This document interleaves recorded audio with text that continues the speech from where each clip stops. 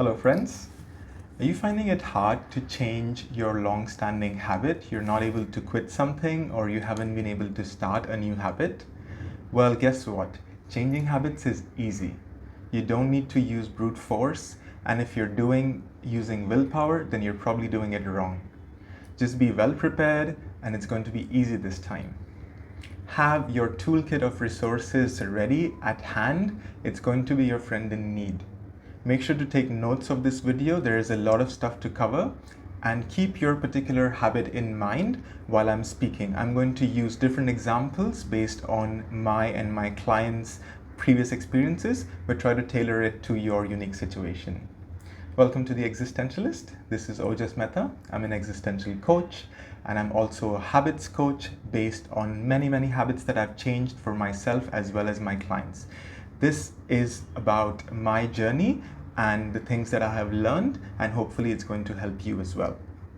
So, the 10 tools in your toolkit of resources. Number 1 is the motivation. We want to be motivated to be changing our habit the entire time. For that, it's important to know exactly why we're doing this and keep that at the center. Right? There is a video on setting intentions and the strategy. Do make sure to watch that. That's going to help you a lot.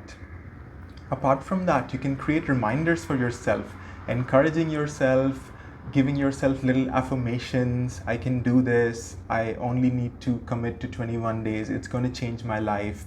Or the number of days that you've completed.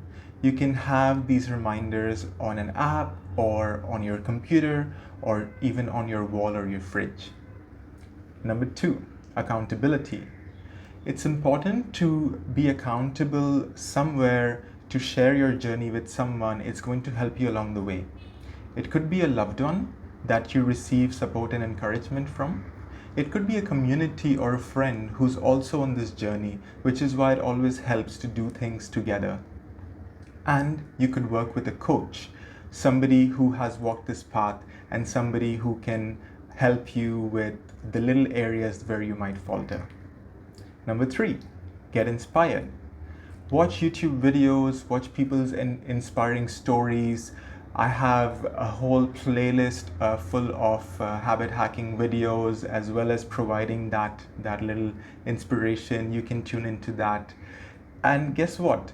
Also share your stories and inspire other people. You know, you can learn so much faster when you teach the same lessons that you've learned to other people. It helps integrate that message for yourself.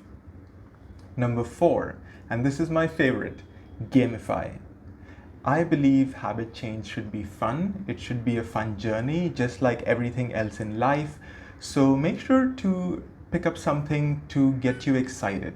So for example, when I wanted to pick up running, I went and bought myself a pair of Bluetooth shoes, which is going to provide some advanced statistics, and I was so excited about that. I also got myself a watch, which would synchronize with my earbuds.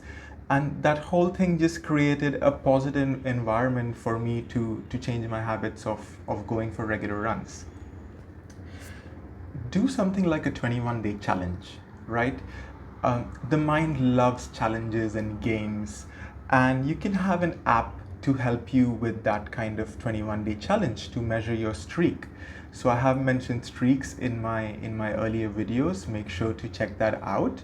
But if you are on a particular streak of, let's say, 3 days or 7 days, you don't want to stop it midway. You want to make sure that you finish your challenge, and that's why these apps help you. And these apps can also give you daily reminders and little pieces of motivation, which might help as well. Number 5, self-connection. It's important to be in touch with yourself, because ultimately you are doing this for yourself. It's an expression of your self-love that you're deciding to change your habit. You can do some journaling, you can track your progress daily, check in with yourself, see how you're feeling. And also, when it comes to changing your habit, let's say if it's smoking, you can see how you're feeling. You can feel the cravings without really acting on it. Be a neutral observer of what you're feeling, and just be mindful of that.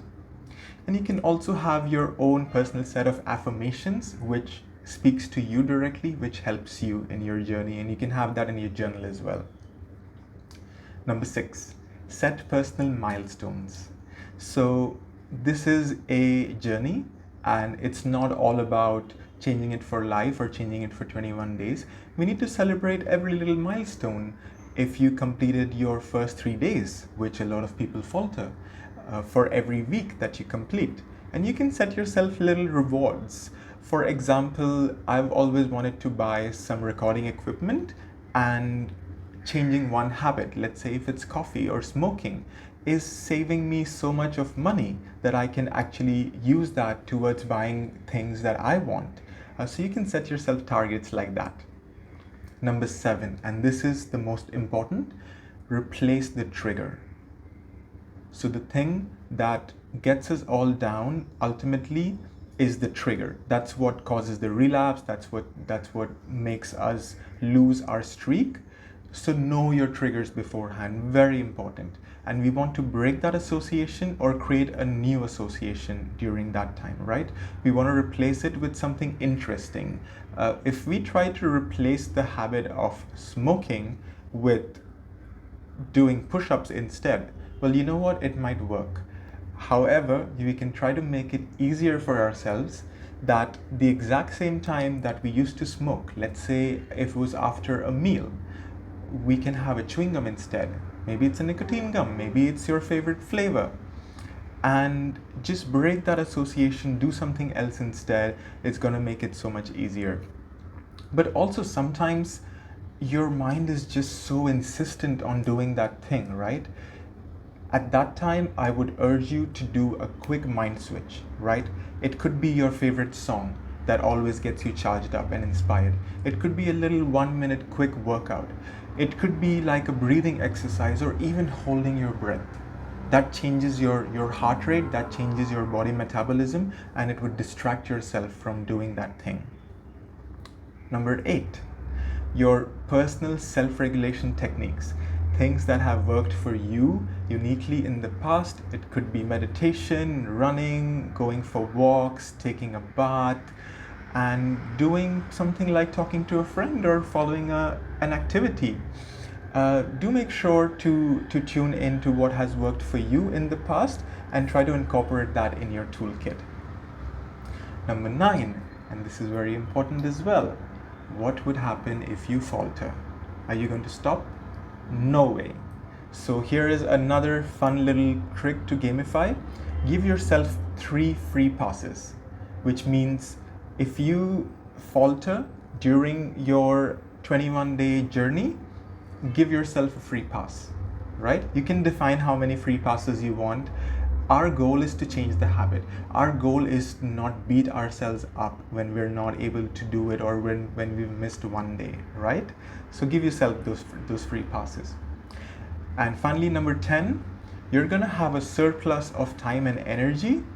For example, when you quit a habit of smoking, what are you going to do with it? You can take up another activity instead. Something like reading a book that you've been putting off for a long time, or painting, which you've been meaning to do since childhood, or learn a new musical instrument. For example, for me, it's the ukulele, which again, I'm getting excited about. So, for example, when I was quitting coffee, what I did was getting really interested into teas. So I was trying different herbal teas, different kinds of green teas, learning the difference between white tea, oolong, and green tea, and going into gourmet stores, getting different ones. And you know what? I even forgot about having coffee. So that's how powerful it is. All right, so a final word. We want to personalize our toolkit. I just shared 10 different tools with you.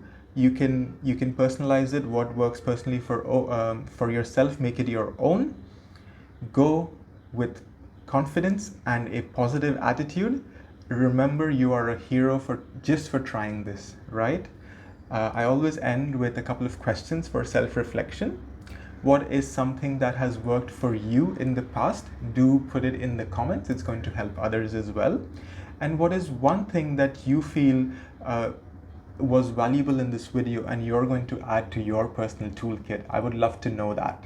Thank you so much for watching until the end.